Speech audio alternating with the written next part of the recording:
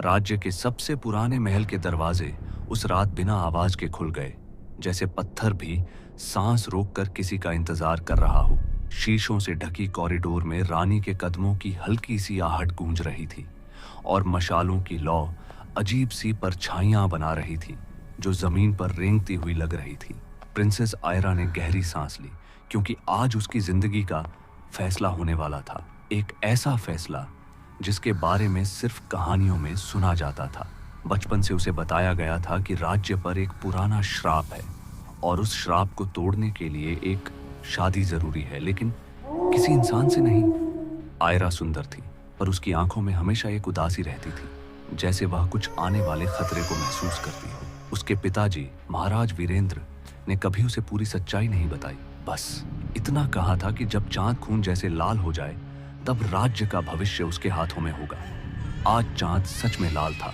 महल के शीशे के गुंबद से उसकी रोशनी अंदर टपक रही थी और हवा ठंडी होने के बावजूद आयरा के माथे पर पसीना था। दरबार के बीचों बीच एक पुराना कुंड बना था जिसमें काला पानी भरा था।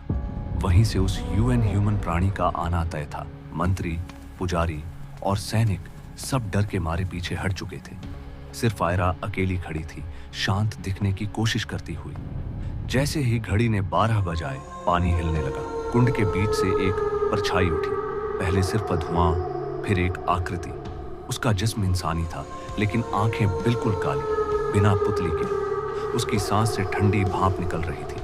मैं वारुण हूँ, उसने भारी आवाज में कहा। इस राज्य का असली रक्षक और इस श्राप का जन्मदाता। उसकी आवाज सुनकर ही मशालों की लौ कांप उठी। आयरा ने भागने के बजाय सीधा उसकी आंखों में देखा। उस पल उसे लगा जैसे वह आंखें उसकी रूह को पढ़ रही हों। वारुण ने आगे बढ़ते हुए कहा कि सदियों पहले इंसानों ने उसे धोखा दिया था, उसे एक रक्षक से राक्षस बना दिया, और अब शादी के बंधन से ही संतुलन वापस आ सकता है। शादी का रस्म बिल्कुल अलग था, न कोई गीत, न कोई खुशी, सिर्फ मंत्र जो कानों को चुभते थे। जब वारुण ने आयरा का हाथ पकड़ा तो उसकी उंगलियां बर्फ जैसी ठंडी थीं, लेकिन पकड़ में अजीब सी सुरक्षा थी। आयरा के दिल की धड़कन तेज थी, पर उसके मन में एक अलग ही क्यूरियोसिटी भी थी। जैसे ही फेरे पूरे हुए, महल की दीवारों से खून जैसे आंसू टपकने लगे और जमीन हल्की सी कांपी। सब लोग समझ गए कि शादी पूरी हो चुकी है। शादी के बाद आयरा को महल के नीचे बनी उस दुनिया में ले जाया गया जहां वारुण का राज था। वहां न दिन था न रात, सिर्फ नीली रोशनी और अजीब सी खामोशी। धीरे धीरे आयरा को समझ आया कि वारुण पूरा राक्षस नहीं था। वह उन आत्माओं को बंधन में रखता था जो राज्य को नुकसान पहुंचा सकती थी। लेकिन हर रात जब आयरा सोती, उसे महसूस होता जैसे कोई उसकी यादों में झांक रहा हो। उसे बचपन के डरावने सपने फिर से दिखने लगे। एक रात आयरा ने सच देखा, वारुण का असली रूप। उसका जिस्म टूटकर अलग हो गया और उसके अंदर से लाखों चीखती हुई आत्माओं की आवाज आई। वारुण ने रोती हुई आवाज में कहा कि शादी का मतलब सिर्फ राज्य को बचाना नहीं, बल्कि आयरा को अपने जैसा बनाना भी है। जैसे ही आयरा ने भागने की कोशिश की, उसके पैर पत्थर जैसे भारी हो गए। उसके हाथ पर काले निशान उभर आए, बिल्कुल कुंड के पानी जैसे। ऊपर राज्य में लोगों ने सुकून महसूस किया। फसलें उगने लगी, बीमारियां खत्म हो गईं और सबने कहा श्राप टूट गया। लेकिन महल के नीचे आयरा धीरे धीरे बदल रही थी।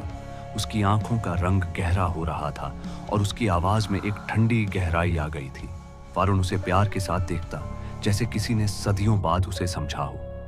आयरा को अब डर कम और गुस्सा ज्यादा महसूस होता था। गुस्सा उन इंसानों पर जिन्होंने उसे बिना पूछे कुर्बान कर दिया।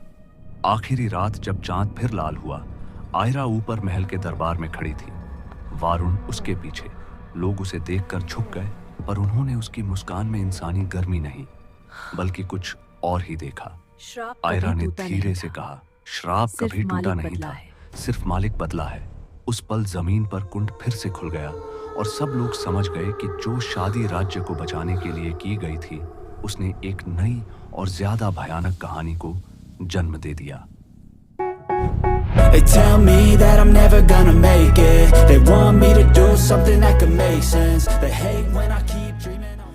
कहानियों में छुपा एक डर, सराज के साथ राज बने सफर।